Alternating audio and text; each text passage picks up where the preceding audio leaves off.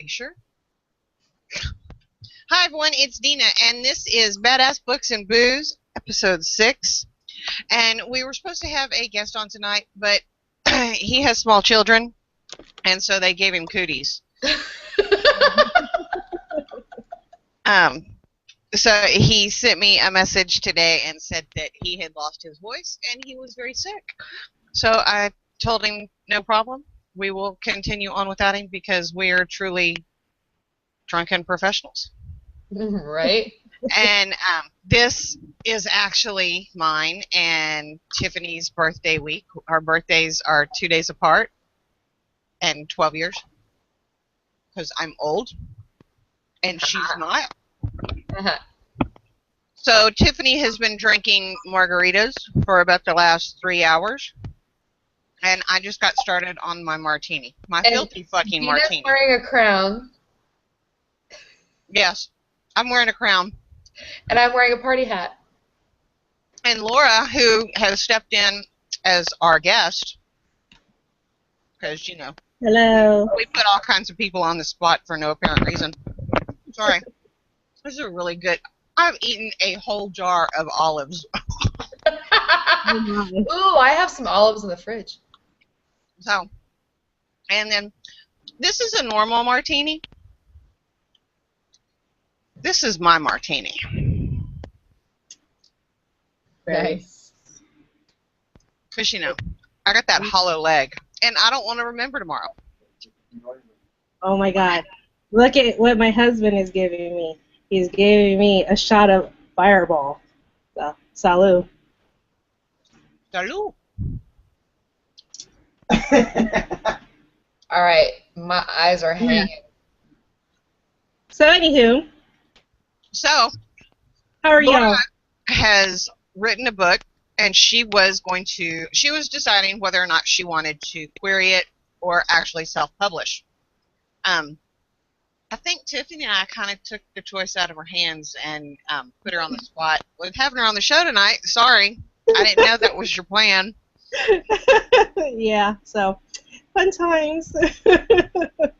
So, what genre is your book? It is adult fantasy. It's more on the lines of line.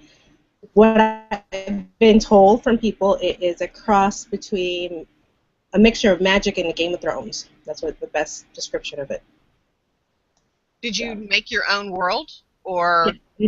It's a completely different world. It's a fantasy world, and it's called Loren, and that's Loren.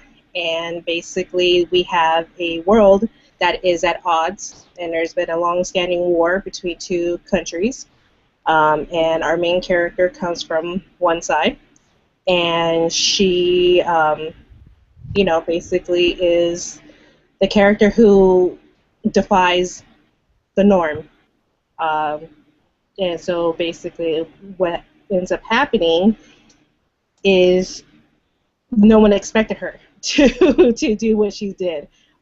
In her world, in her land, she would be considered almost like a princess. Her father is high-ranking, and instead of going with nobles and doing all the gentry and things of that sort, she went and opposed and decided that she wanted to be a warrior, just like the rest of them. The difference is between her and everybody else is that she has the ability of the elements, and so she has air and as well as fire. And so because she has two, she is in the position where she could possibly be a leader. But there's always another person who could also be the leader as well. But, like, in all honesty, when Laura first sent me first of all, she sent me the synopsis of the book, and I used to be a big fantasy reader, and I stopped reading it because to me it just felt like it was the same thing just over and over and over again. I absolutely fell in love with it. I had so much fun editing the first chapter. I'm kind of irritated because I want more than the first damn chapter. Yeah, she's mad that a couple bloggers have read a big portion of it, and they're asking. That was the whole reason why I was up in arms as to whether or not I should query or if I should self-publish. The bloggers that read it, as well as a few close friends, they all basically told me that it's so good that I should query it. And these are people that are the critical bloggers, the ones that most authors are afraid of. So, Right. and so, and that's usually who I will kind of go for, because I rather get the most critical people that I can find that will rip it apart. So even though I'll probably cry later on, holding my pillow, but still, it's better to know from the beginning if it was good or not, and then fix it. Rather than someone just blowing smoke up your ass about it. Exactly. So when I showed them the book, and it was surprising, I guess even now, where it was like the idea of going to an agent never crossed my mind. Like, never. I didn't think it was going to be even remotely that good, but the excitement from them, I was like, well, maybe it is good. Who knows? So that's basically, now, gotta push it forward. Well, there's nothing that says just because you've been on this that you have to self-publish. But the thing is, if you self-publish, you have a tighter timeline. You've got more control over when it's published. And Exactly. if you go with an agent, you got to go through the whole process, and then, Yeah, and I mean, the idea of going and querying is overwhelming. It is intimidating. Well, and I've seen conflicting arguments for self-publishing and then querying and going with an agent, or starting out with an agent and going on from there and screwing self-publishing. And quite honestly, I mean, we've all seen indie authors query their previously self-published books and make it into the big five. Mm-hmm. So I mean, there's nothing to say that you can't query it later on. Yeah, and my hope is that I didn't want to go into the genre that is so popular at the moment, which is romance. Romance has an overabundance of awesome writers. Some that are not, but let's just say. But at the end of the day, it was just so much. And honestly, I had some wicked dreams, and I thought this actually came from a dream, the storyline, and I put it on paper. And because it was so wicked, it actually worked. So, Right. I mean, sometimes our greatest, our weirdest dreams, and my husband can attest to it, I had some crazy dreams. And yeah, you do, little miss. And they're very detailed. Zombies the other night. I did have a dream about zombies the other day. Maybe it might be another book. Who knows? I have dreams about shit blowing up and people chasing me with wish. I guess it was funny because I went to a spiritual counselor once, and that person told me that some souls travel to different realms, and that what we see in our dreams, if they're very vivid, they actually are possible memories from these different realms. Who knows? Maybe that's what's happening. I don't know, but that's what the whole story came to be. So. Right.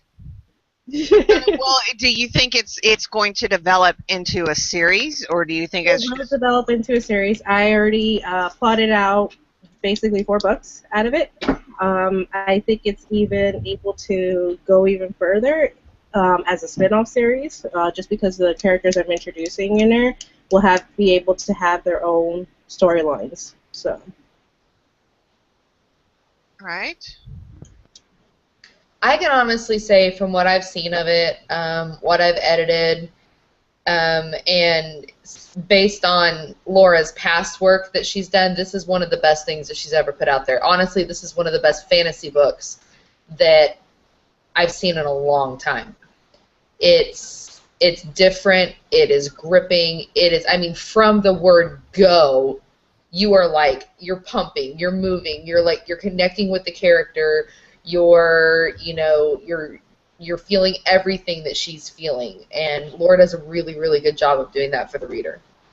And that was the biggest goal for me, was that I wanted the reader immediately to fall into place, to really get into the motion, to feel like they were running as well, and it was something that I really wanted the readers to kind of get in there and feel that, and I was able to bring on descriptions to kind of pull it in, and I think the biggest compliment that I got was it felt like they were reading a movie. That's something that somebody told me, and like they really felt like they were in there when it was happening. And as any author, that is something that we aspire to basically bring the reader into this world, especially when you write fantasy, because something so out of the norm of our reality is basically our goal as fantasy writers. So it was always fun. Well, okay, that brings to a question. Have you thought about writing a screenplay?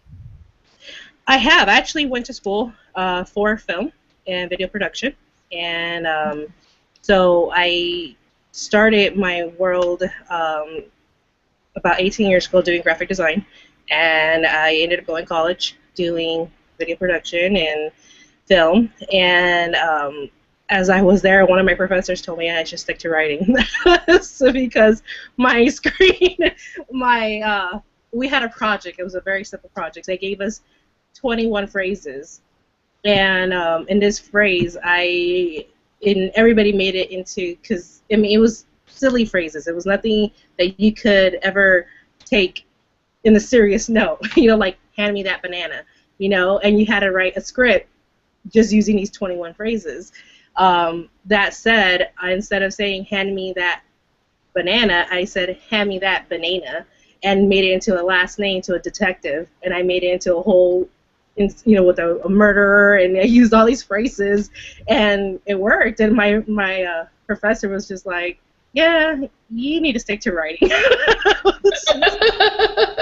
I was like, really? He's like, no one in my years of doing this project has ever done that. I was like, oh, okay, cool. So it worked. What did you write before that, though? I did write as a pseudonym, romantic suspense, and I actually recently took that down. It was supposed to be published with Book Trope Publishing, and they since then have gone out of business, so I just took it down completely, and I'm going to probably release that in the future and get re-edited, but add a couple more books to it. But for now, I'm just going to stick to the fantasy because it's what I'm really good at. And but I do have a lot of projects that are not fantasy. One of them is romantic comedy books. I have a couple of them already set it up, and I have also a dark romance book coming out in the future, long future. Dark romance seems to be, well, I don't know. What do you consider dark romance? Well, dark romance, it kind of falls along the lines of, it just really depends on the character. For me, dark romance, in my aspect of this character, she's going through a very dark time. It's called Finding Irish, and basically what's happening with that is she is in an abusive relationship, and mentally abusive, and there comes a moment where a clarity where she just wants out, and in desperation she goes and basically tries to prove a point and accidentally tries to kill herself, like to prove a point to the abusive person, thus leaving into a role of basically this woman doing her path of self-discovery and finding romance in another person, but who can look through her darkness. So. Yawn again, Tiffany. Huh? Stop it.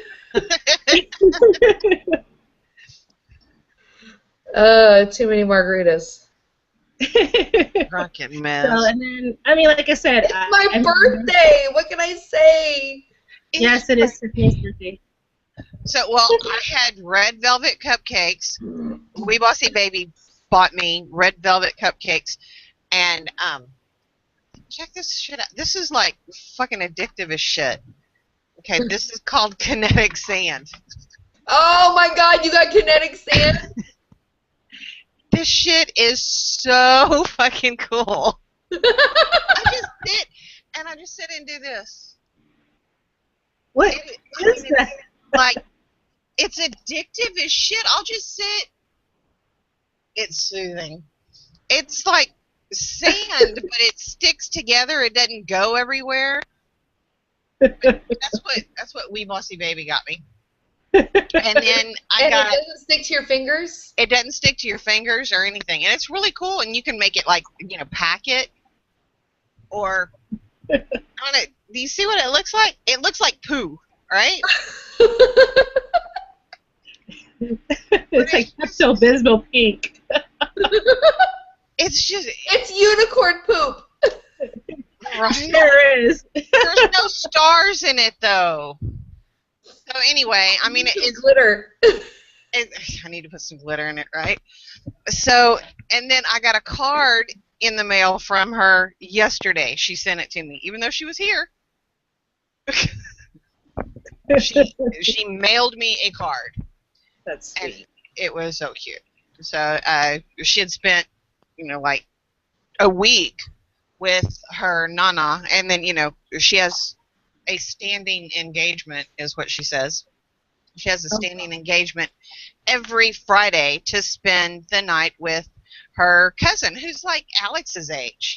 She's like, her cousin's like 20, 21. But she loves her. And, she bought her a pool. And then, she bought her isn't it a DS?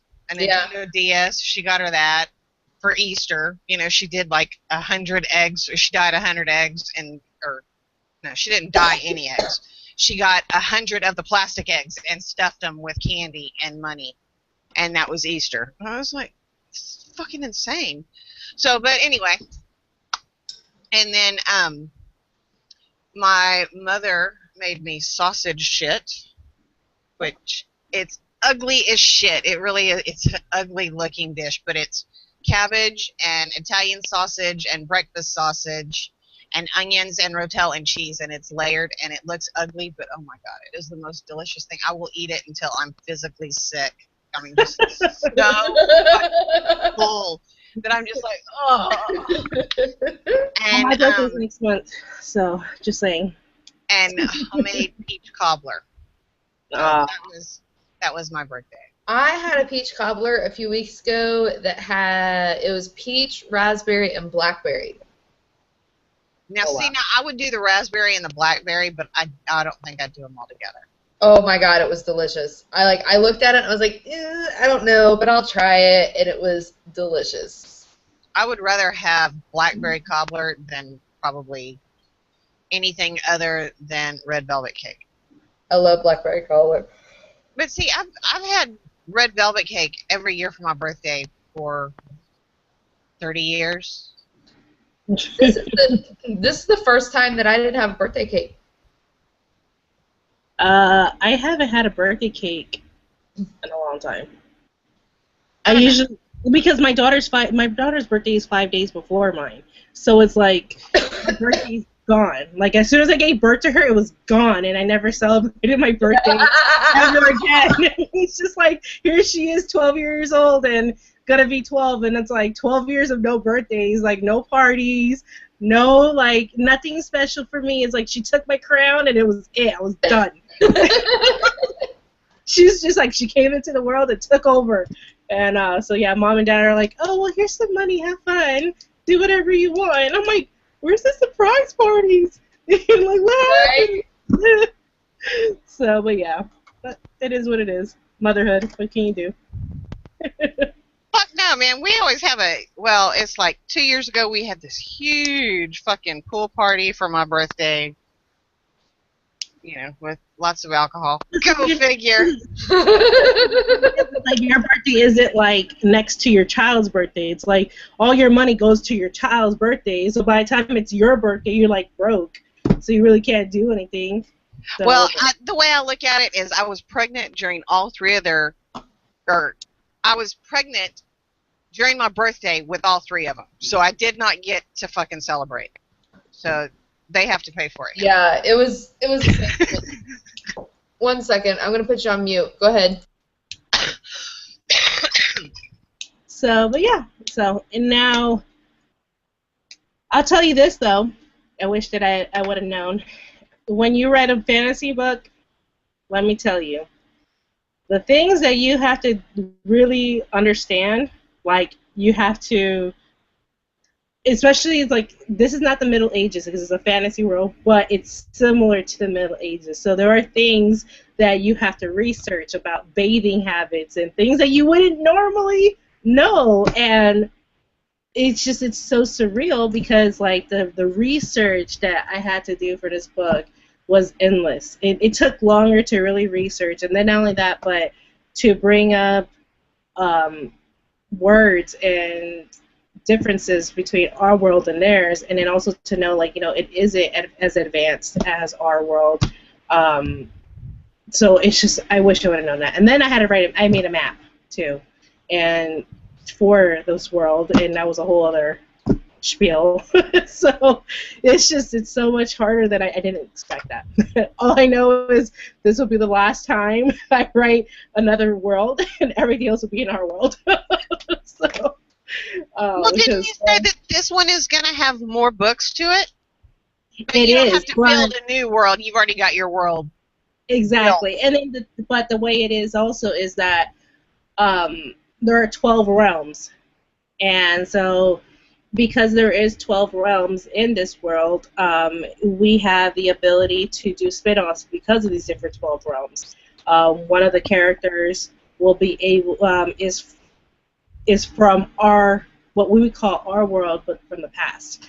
And so that's basically what it comes down to. So the 12 realms will have the ability to do spin-offs of those, so which is pretty cool.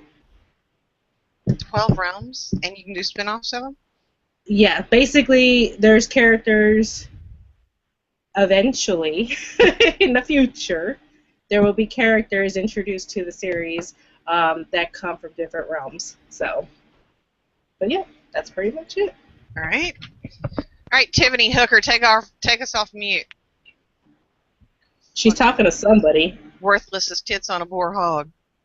Look at her.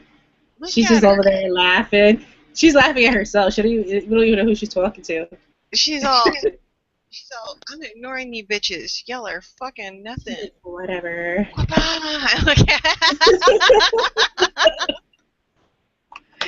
She's like, Hooker! Blame it on alcohol. Right. So, but yeah, so that's basically it. And fortunately, I have an awesome team who's helped me through the whole process of this book. I've used our Beyond Death team. I did my cover, which took me forever, just saying. Doing your own book cover is the hardest thing I've ever did. And then doing my own website was really hard too. Yeah, but that's a whole story. You know the content, you know the story, you know the feel you're trying to convey. Well, you know what? So you're not trying to guess at someone's. The thing that was hard was because you're being the writer and you are artistic, what the issue becomes is, like, you know the story so well, and as a designer, it's like I can't go and just buy any girl that looks similar to my character. It's like, I know what my character looks like. It's just, that is not my character. And I ended up actually buying several pictures on stock photos, and I was able to create a whole girl using pieces of different pictures and making a whole girl. So I Frankensteined her, but it worked. Sorry, I was throwing shit at zero. I kind of figured. So. Yeah, I kind of. Your stuff hitting the wall. So, but yeah, so I mean, like I said, it's a little bit more difficult when it comes to that type of thing. When it comes to writing fantasy, I think that's And then the other problem is when it comes to marketing for fantasy, it's finding bloggers who are into adult fantasy. That's a hard one now, because. Well, didn't you say it's also hard to find events? I hate that. Yeah, it's very difficult to find events that are geared towards that. So hopefully maybe in the future Tiffany will help me make an event. I'm back. Yeah, no, I'm We saying. know. I heard you stopped by for me a birthday present. Was it alcohol? It says coffee before talkie. Right. And it has little coffee beans in the bottom of it. Aw, How cute. So yeah. that's so sweet. But yeah, so as I was saying, hopefully Tiffany will be able to go and help me make an event for all these fantasy writers and things like that. Hint, Well, Tiffany. do another mashup type event. You know, I mean, yeah, The problem with mashups, honestly, is that it is Mashup inundated. is it's all genres, and Yeah, I understand, but the problem is it's inundated with romance. And that's the biggest problem, is that when you don't write romance, there's really no point in cross-promoting with any of these authors because the majority of the people are there are romance. How is, and so you kind of just like, you're out of the woodwork. I mean, the biggest thing for an author to do these signings is to cross-promote as well as network and work with other authors and learn from them. And how can you learn from a romance author writing a different genre that doesn't apply? The same avenues that they're using doesn't work for somebody who's writing fantasy. So that's my biggest thing, is like, because, well, I think that the readers, yeah, you've got some readers that all they read is romance.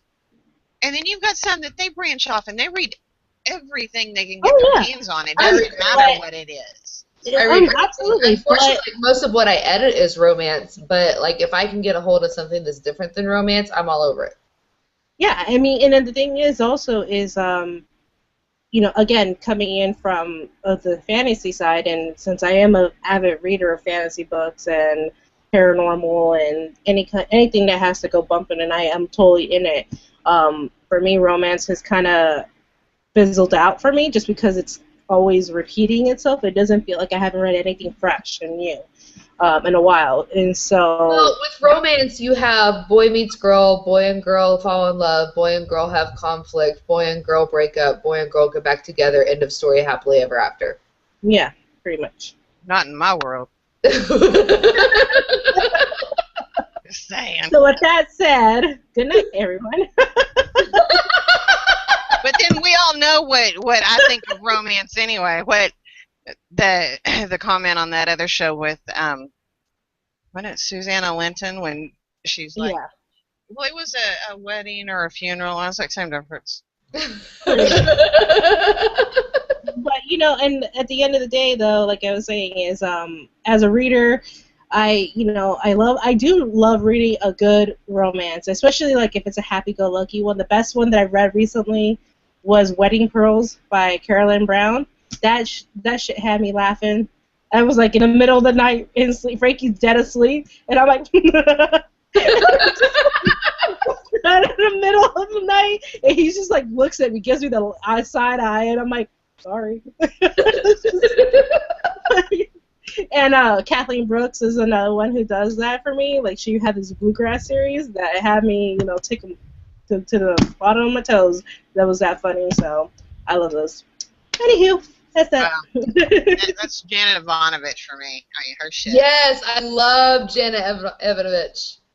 Yeah, that's a sign of a good book if it makes you I mean, yeah, like, I'll cry at anything. Yeah, there's the big fucking secret. I'm a big fucking wine bag tit monster, It's like I fucking cry over a fucking commercial. So, sorry, that's just the way it is. But something that's going to make me fucking laugh while I'm reading it, that's excellent. That doesn't happen a whole lot. For me, that was Wedding Pearls. Wedding Pearls literally had me laughing, crying, choked up, emotional. It had me going through the motions, and I was just like, this bitch. Right? And it was just like, and it was like one of those things that was on Kindle Unlimited, and kind of picked it up. So, right. Thanks.